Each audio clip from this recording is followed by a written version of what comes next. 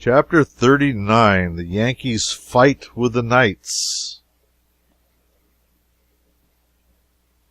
Home again at Camelot. A morning or two later I found the paper, damp from the press, by my plate at the breakfast table. I turned to the advertising columns, knowing I should find something of personal interest to me there. It was this: Départ le Roi. Know that the great lord and illustrious knight Sir Sagramour desirous, having condescended to meet the king's minister, Hank Morgan, which is surnamed the Boss, for satisfaction of offense anciently given. These will engage in the lists by Camelot about the 4th hour of the morning of the 16th day of this next succeeding month. The battle will be l'outrance, sith the said offense was of a deadly sort, admitting of no composition. Départ le Roi. Clarence's editorial reference to this affair was to this effect: It will be observed by a glance at our advertising columns that the community is to be favored with a treat of unusual interest in the tournament line. The names of the artists are warrant of good entertainment. The box office will be open at noon of the 13th. Admission 3 cents. Reserved seats 5. Proceeds to go to the hospital fund. The royal pair and all the court will be present, with these exceptions, and the press and the clergy. The free list is strictly suspended. Parties are hereby warned against buying tickets of speculators. They will not be good at the door. Everybody knows and likes the Boss. Everybody knows and likes Sir Sag. Come, let us give the lads a good send-off. Remember, the proceeds go to a great and free charity, and one whose broad benevolence stretches out its helping hand, warm with the blood of the loving heart, to all that suffer, regardless of race, creed, condition, or color. The only charity yet established in the earth which has no politico-religious stopcock to its compassion, but says, "Here flows the stream, let all come and drink." Turn out, all hands, fetch along your doughnuts and your gumdrops, and have a good time. Pie for sale on the grounds, and rocks to crack it with, and circus lemonade, 3 drops of lime juice to a barrel of water. N.B. This is the first tournament under the new law which allow each combatant to use any weapon he may prefer. You may want to make note of that.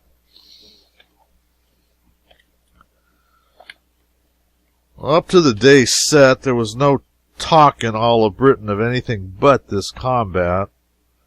All other topics sank into insignificance and passed out of men's thoughts and interest.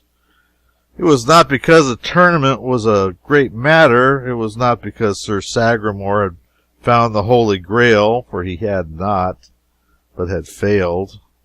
It was not because the second official personage in the kingdom was one of the duelists. No, all these features were commonplace, yet there was abundant reason for an extraordinary interest which this coming fight was creating. It was born of the fact that all the nation knew that this was not to be a duel between mere men, so to speak, but a duel between 2 mighty magicians. A duel not of muscle, but of mind, not of human skill, but of superhuman art and craft. A final struggle for supremacy between the 2 master enchanters of the age. It was realized that the most prodigious achievements of the most renowned knights could not be worthy of comparison with a spectacle like this. They could be but child's play, contrasted with this mysterious and awful battle of the gods. Yes, all the world knew it was going to be in reality a duel between Merlin and me. a measuring of his magic powers against mine.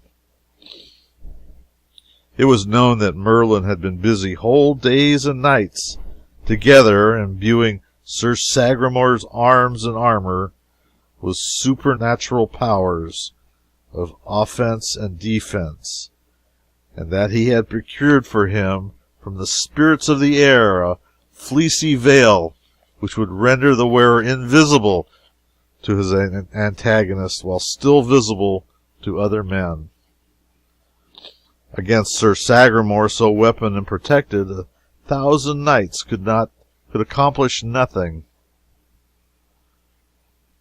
Against him no known enchantments could prevail. These facts are sure. Regarding them there was no doubt, no reason for doubt. There was but one question.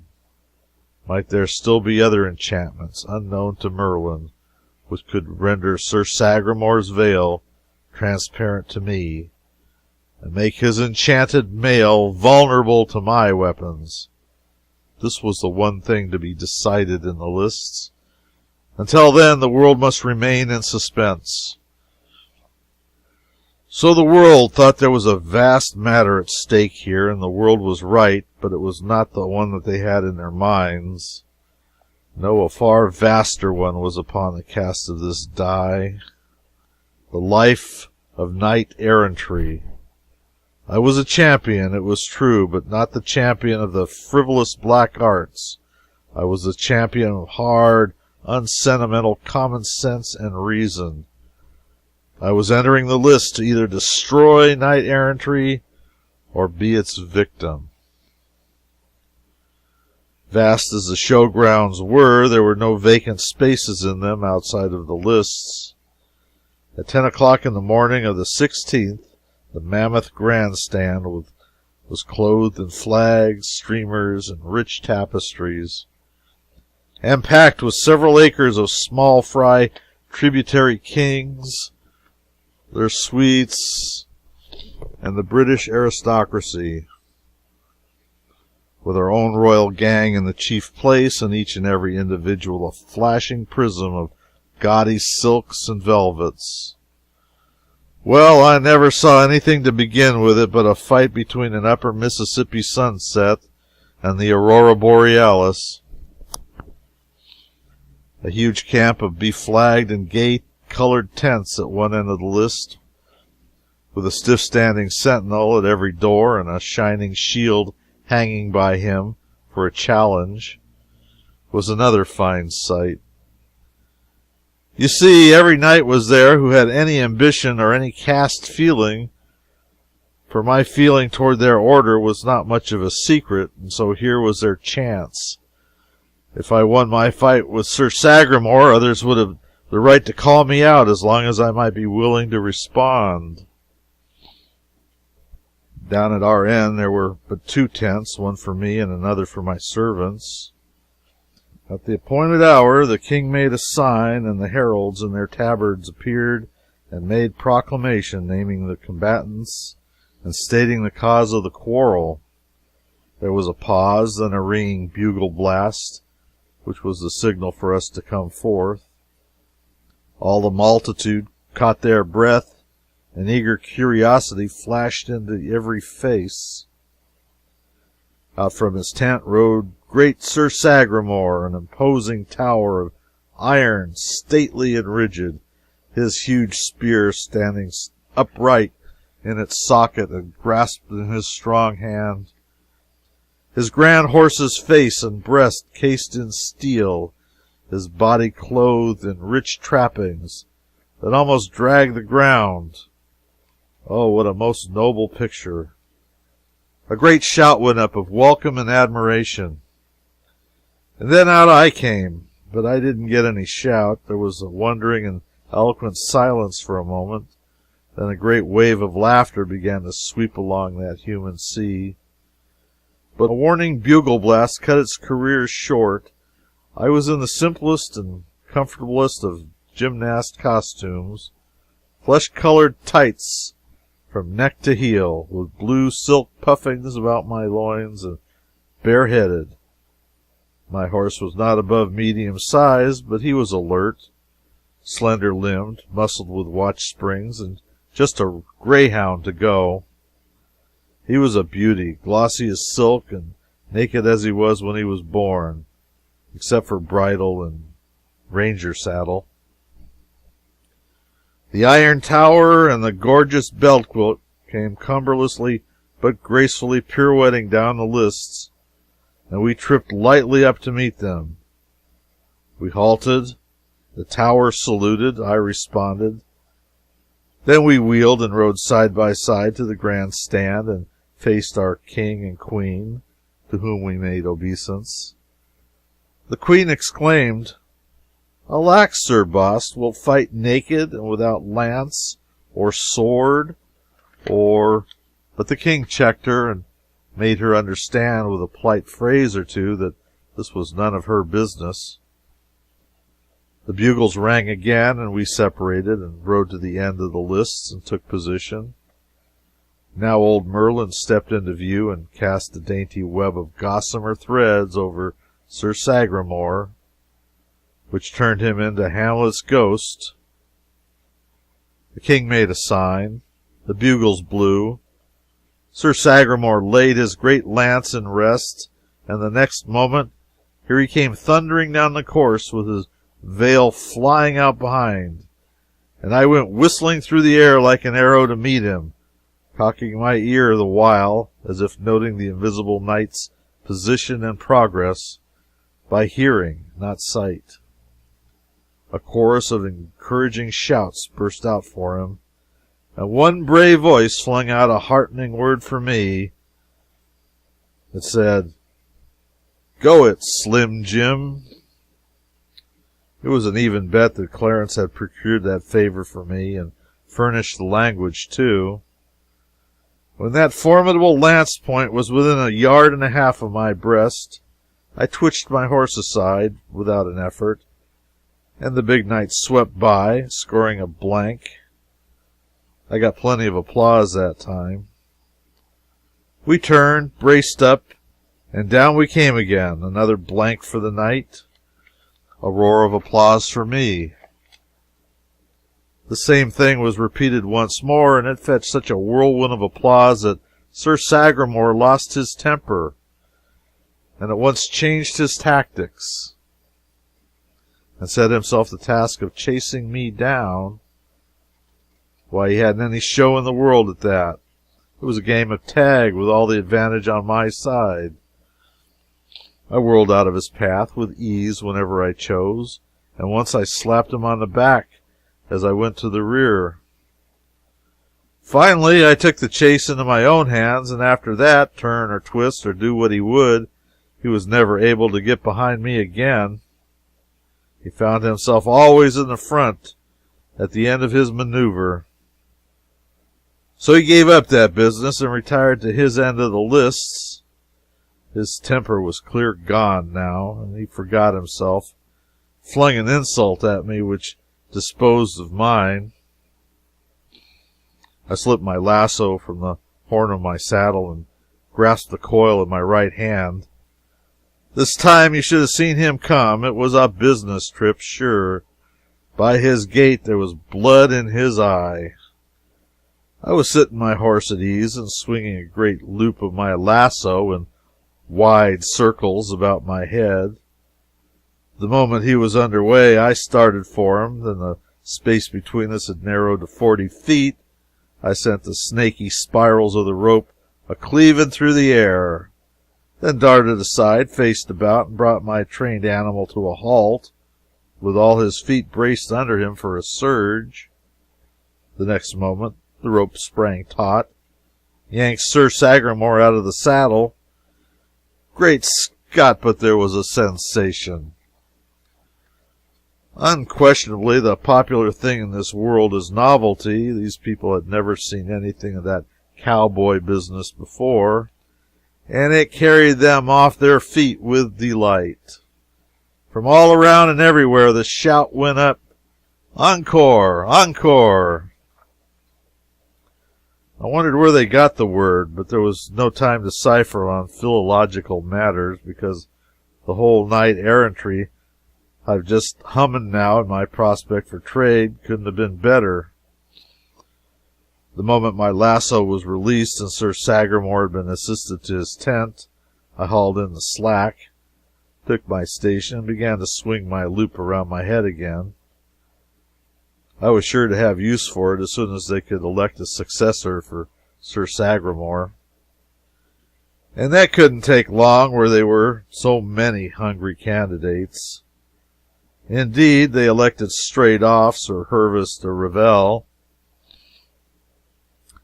Bzzzt, here he came like a house of fire. I dodged. He passed like a flash, and my horsehair coils settled around his neck. A second or so later, his saddle was empty. I got another encore, and another, and another, and still another. When I had snaked 5 men out, things began to look serious to the ironclads, and they stopped and consulted together. As a result, they decided it was time to waive etiquette and send their greatest and best against me.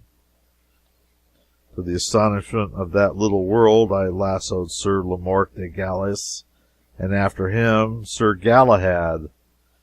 So you see, there was simply nothing to be done now but play their right bower, bring out their super best of the superb, the mightiest of the mighty, the great Sir Lancelot himself. A proud moment for me, I should think so. Yonder was Arthur, King of Britain. Yonder was Guinevere, yes, and whole tribes of little provincial kings and kinglets, and in the tented camp yonder renowned knights from many lands, and likewise the selectest body known to chivalry, the Knights of the Round Table, Knights of the Table Round, the most illustrious in Christendom, and biggest fact of all. The very sun of their shining system was yonder, couching his lance, the focal point of 40,000 adoring eyes, and all by myself, here was I laying for him. Across my mind flitted the dear image of a certain hello girl of West Hartford, and I wish she could see me now. In that moment came down the invincible. With a rush of a whirlwind, the courtly world rose to its feet and bent forward. The fateful coils went circling through the air, and before you could wink, I was towing Sir Lancelot across the field on his back, and kissing my hand to the storm of waving kerchiefs and the thunder crash of applause that greeted me. Said I to myself as I coiled my lariat, hung it on my saddle horn, and sat there drunk with glory. The victory is perfect. No other will venture against me. Knight Errantry is dead. Now imagine my astonishment, and everybody else's too, to hear the peculiar bugle call which announces that another competitor is about to enter the lists. And there was a mystery here. I couldn't account for this thing. Next I noticed Merlin gliding away from me, and then I noticed that my lasso was gone. The old sleight-of-hand expert had stolen it, sure, and slipped it under his robe. The bugle blew again. I looked, and down came Sagramour, riding again, with his dust brushed off and his veil nicely rearranged. I trotted up to meet him and pretended to find him by the sound of his horse's hoofs. He said, "Thou art quick of ear, but it will not save thee from this." And he touched the hilt of his great sword. "And ye are not able to see it because of the influence of the veil.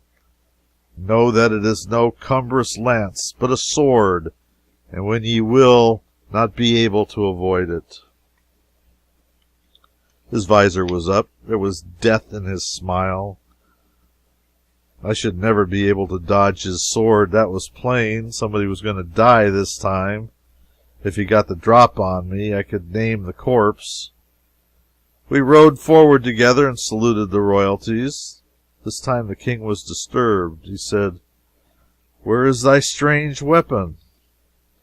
It is stolen, sire. Hast thou another at hand?